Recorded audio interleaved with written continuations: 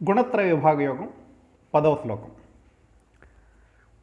రజస్తమశ్చాభిభూయ సత్వం భవతి భారత, రజస్సత్వం తమశ్చైవ తమస్సత్వం రజస్తదా. మరోసారి, రజస్తమశ్చాభిభూయ సత్వం భవతి భారత, రజస్సత్వం తమశ్చైవ తమస్సత్వం రజస్తదా.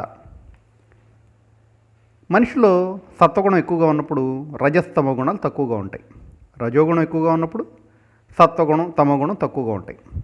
తమోగుణం ఎక్కువగా ఉన్నప్పుడు సత్వరజోగుణాలు తక్కువగా ఉంటాయి. అంటే ఒక వ్యక్తి గుడిలో ఉన్నప్పుడు సత్వగుణం కొంచెం ప్రధానంగా ఉంది అనుకుంటే చాలా వరకు దేవుని సన్నిధిలో ఉన్నాం ఎందుకు గొడవ అనుకుంటుంటారు. అసలైతే అలాగే అనుకోవాలి.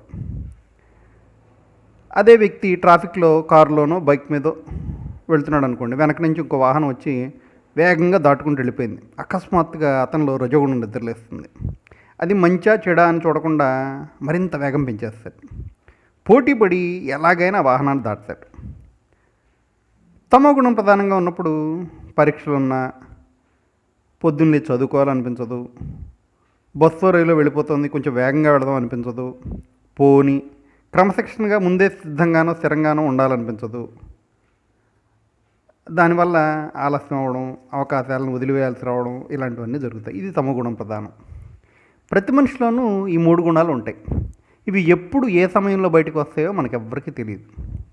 మనం మనని అంటే మన ప్రవర్తనని ప్రతి నిమిషం పరిశీలించుకుంటుంటే ఏ గుణం ఎప్పుడు బయటపడుతుందో మనకు మెల్లగా తెలుస్తుంది. అలా తెలుసుకునే స్థాయి వచ్చింది అంటే మనం ఒక మెట్టు పైకి ఎక్కినట్టే.